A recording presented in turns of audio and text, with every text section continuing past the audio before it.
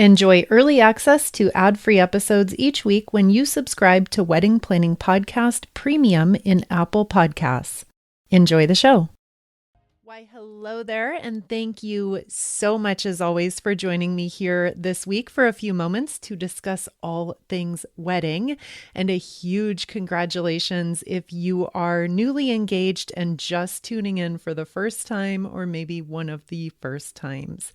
This week, we're going to dive into a really important topic, and that is creating your wedding day timeline, including creating a separate reception timeline. Now, I said at the top of the show that there is a universal truth in the world of weddings, and that is that your wedding day is going to fly by in the blink of an eye. This means that having a well thought out, well-planned wedding day timeline is critical to keeping your day organized and flowing along stress-free. Now, quick to note, in this workshop, we're actually reviewing and creating two separate timelines. So first off, we have your day of timeline, and that's going to include all the events between you waking up in the morning and the wedding reception beginning. And then the second timeline we're creating today is the reception timeline. And this is going to include all of the events that will happen within your reception itself. Let's focus on the day of timeline first, and you'll find specifics on creating your reception timeline in the second half of this workshop. Now, I want to highlight the importance of planning ahead. Please trust me when I share that your wedding day is not the time to just wing it. I know we all have very different planning personalities. To you, it might be perfectly natural to schedule out your day in tight 15-minute increments. That's my husband. On the flip side, maybe you go into every single day, kind of like I do, with very few plans or time frames, and that doesn't bother you one bit. Regardless, though, of where you fall on the plan ahead spectrum, I cannot stress enough that your wedding day timeline must be fully scheduled out. And what this is going to do is help you avoid delays, avoid emotional meltdowns, and of course, we want to avoid any excess unnecessary stress on your wedding day. So with that, we're on the same page about how important this is. Let's review some very specific tips that you can use to create an effective, airtight wedding day timeline. Now, of course, the specifics of what's actually on your timeline, that's going to vary greatly depending on your very unique wedding day situation. And I do have a variety of wedding day timeline examples that are available on a Pinterest board. And you can find the link to that within today's show notes when you have a hands-free moment. Wedding day timeline tip number 1 is to start early. Literally. Starting early means plan to be up early in the morning and get a head start on the morning of your wedding day. Giving yourself plenty of time at the beginning of the day is going to help keep stress levels low, and it's going to set you up to avoid having to rush around. And that, my friend, is the ultimate goal of creating this timeline in the first place. Now, I completely understand that early means different things to different people. So don't force yourself out of bed at an unreasonable hour if you're just not a morning person. Early to me might mean 10 o'clock to you, and that's fine. Be realistic, but definitely have an agreed upon time and place for everyone to meet on the morning of the wedding day. Wedding day timeline tip number 2 is to be selective. Now, what I mean by this is you're going to want to be fiercely selective about what activities make the cut and actually end up on your wedding day timeline in the first place. So anything that can be taken care of ahead of time should be scheduled in the days leading up to your wedding versus on the wedding day itself. So for example, this includes any last minute prep, setup, DIY project loose ends. Hair and makeup is going to have to be a wedding day activity for most of us. But getting your nails done, getting a massage, any spa treatments, etc., those are lengthy processes that should happen in the day or two before the wedding versus on your wedding day. Trust me, we want to keep as much blank open space as possible. And fewer scheduled activities means less stress, less rushing around, and less chance of getting overwhelmed. So go ahead and brainstorm a list of anything and everything that can be handled in the days ahead and schedule the days leading up to your wedding appropriately. And wedding day timeline tip number 3 is to build in cushion time. Now, your wedding day timeline should include pockets of cushion time because almost everything in life takes longer than you think it will. So go ahead and list out all the things that are going to need to take place on your wedding day. This could mean makeup, hair, driving to and from, meals, getting dressed, meeting at your ceremony venue. And then you're going to allow yourself a 5 to 10 minute buffer between each item on your schedule. So for example, if you know that it's going to take 10 minutes to drive from the salon to the makeup studio, then allow yourself 15 minutes just to be safe. What if there's an accident? What if there's a ton of traffic? What if someone's running late? Trust me, you will really, really appreciate having a few extra minutes to simply take a deep breath, maybe check your text messages, and just overall not feel pressured and rushed around for the entire day. And moving right along to wedding day timeline tip number 4, this is really, really important. Plan out your meals. Staying properly fed and hydrated is an absolute must on the day of your wedding. And planning out your meals, breakfast, lunch, snacks, this is a great way to save time and stress on your wedding day. If it's not something that you personally want to be in charge of or want to personally have your hands in, that's fine. Go ahead and delegate meals and snacks to a couple of your wedding party members or to someone close to you who's going to be with you on the wedding day. And ask them to plan ahead for very easy, very quick, healthy meals to be either pre-made and set up or maybe even delivered at specific times throughout your day. I can't tell you how many times I've been sitting around with my husband and family or with girlfriends on a trip, and we spend 30 minutes going back and forth about what to eat and where to eat it and when to eat it. So trust me when I say that eliminating all the guesswork about what to eat and when will be a huge wedding day time and stress saver. And then finally, wedding day timeline tip number 5. This is similar to tip number 3, which was to schedule cushion time. Number 5 is to include some downtime. So in other words, include some time blocks where you have absolutely nothing to do. So whether it's taking a quick nap or just some quiet time to sit and relax, definitely be sure to schedule in some blank white space on your schedule.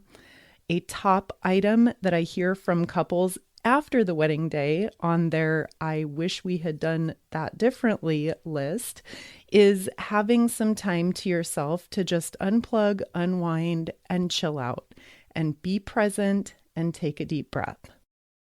Okay, so given those 5 wedding day timeline tips, let's put it all together. Using those 5 tips, now it's time to go ahead and create a master timeline that can be shared with your wedding party and anyone else participating in the wedding day. Now, I would suggest putting it all together with someone who's close to you so that you can have a second set of eyes giving you suggestions and input and just double checking your work to be sure you're not overlooking anything major. If you are working with a professional wedding planner or a day of coordinator, they should definitely be involved in creating this timeline as well. First up, you're going to brainstorm a list of every single thing that needs to happen on your wedding day. And again, be careful to exclude anything that can be taken care of in the days ahead. You're going to include meals, hair and makeup, restroom breaks, downtime, travel time, pictures with your photographer, and the ceremony itself. And as you make this list, I can't stress enough to be very detailed and thorough so that you're not leaving anything out. Next, you're going to organize your list into tasks for the beginning of the day, the middle of the day, and then the last thing on this day of timeline is going to be the ceremony itself. Next to each and every item on your list, write the actual realistic amount of time that's needed to complete it, and then add an extra 5 to 10 minutes of cushion time, like we discussed again. And then last thing is to put everything together in a document with time stamps that can be printed out and shared with anyone and everyone who's involved in the wedding day. This includes your family, your wedding parties, wedding planner or coordinator, transportation company, and your photographer. All right, we did it. We have your wedding day timeline all set and ready to go. And coming up after a quick break, we're going to create your reception timeline, which is also a really critical piece for your wedding day.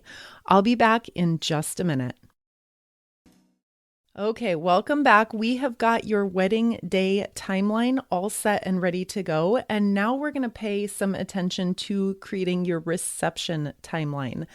You'll also need a separate reception timeline to keep things organized and happening on time for the actual reception celebration part of your day. So in addition to your wedding day of timeline that took us all the way up to the start of your reception, you also need to have a separate reception timeline to keep things organized and happening on time within the reception celebration portion of your wedding day. It's not enough to plan a bunch of really fun activities and then just hope that everything comes together and happens on schedule once that reception starts. Now, we have already laid some very important foundations for creating an airtight and effective wedding day timeline. So we're not going to spend as much time here as we did in the first half of the show, because the steps that you're going to take to planning out your reception timeline are pretty similar. So for a quick review, first of all, brainstorm a list of everything that needs to happen during your wedding reception. So for example, this could look like dinner service, cake cutting, first dance, speeches, bouquet toss. You can refer back to the reception entertainment workshop that we did just 2 weeks ago on the free podcast feed, and that will be available to you for another few weeks. So go back and take advantage of that, because we reviewed all the other creative activities that you might want to include within your reception and that might require a specific time frame. So in other words, all the things that will need to go on this reception timeline. And it's very important as you're creating the reception timeline that you include large blocks of free open time when your guests are just having fun. So they're dancing, they're playing the cool lawn games that you set up, maybe they're participating in your live stream photo gallery, or they're having their portraits drawn or taking advantage of the photo booth, having their fortune read, riding the mechanical bull, whatever it is that you have come up with to entertain everyone during the reception. Make sure that you leave ample blank space for your guests to actually enjoy it. So you're not just rushing people from one thing to the next, to the next, to the next every 10 minutes. That gets to feel rushed and like no one can actually relax and just have fun. And the same way we did with your wedding day timeline, you're going to organize your reception list into things and events that are going to happen at the beginning, the middle, and the end of the celebration. And then next to each item, you're going to write an actual realistic amount of time that's needed to complete that item. And the same as we did before, I would recommend adding an additional 5 to 10 minutes of cushion time around each item on your list. And then lastly, you're going to put everything together in a document with timestamps that can be printed out and shared with your DJ, your MC, Master of Ceremonies, your photographer, wedding planner coordinator, and anyone else who you have designated to be responsible for keeping your reception organized and flowing smoothly. And then before we wrap things up, this is very, very, very important. One final word on your reception timeline. Encourage your DJ or your Master of Ceremonies, anyone who's in charge of making announcements, please encourage them to aggressively communicate to your guests about the special activities that are taking place at any given time. I cannot tell you how many weddings I've been to where the cake cutting happens and half the reception party has no idea that it's even going on. And it's kind of disappointing to miss out on that. So cake cutting is an example. First dance is an example. Your DJ or your person making announcements needs to be very clear so that everyone understands exactly what's happening. Another example, if you hired a caricature artist to be at your reception, but they're only going to be there from 7 o'clock until 9 o'clock, make sure your guests know that by making multiple announcements. So same thing goes for photo booths, live streams, cake cutting, bouquet toss, anything that you want everyone to be aware of. All of your amazing and creative and awesome reception entertainment ideas won't serve any purpose at all if no one is even aware of what's going on. It might feel like overkill, and it might feel like you're going to be nagging or bugging people by making these announcements multiple times. But in all of the reception hustle, bustle, noise, and excitement, it is critical to be sure that everyone gets the message and clear, frequent updates about what's going on. We covered a lot today, a lot of important strategical elements in this workshop, and I hope you're feeling at ease and confident about creating a timeline for your wedding day and a separate timeline for your reception. This is such a critical part of your wedding day going off without a hitch, stress-free, and I know that you will be so thankful that you spent the time and energy getting everything organized ahead of time so that you can sit back and really be present and just enjoy your wedding day knowing that everything has been taken care of. I hope you have an amazing rest of your day. Thank you again for your support of the Wedding Planning Podcast and for spending this time here with me today. And we will talk again next week, same time, same place.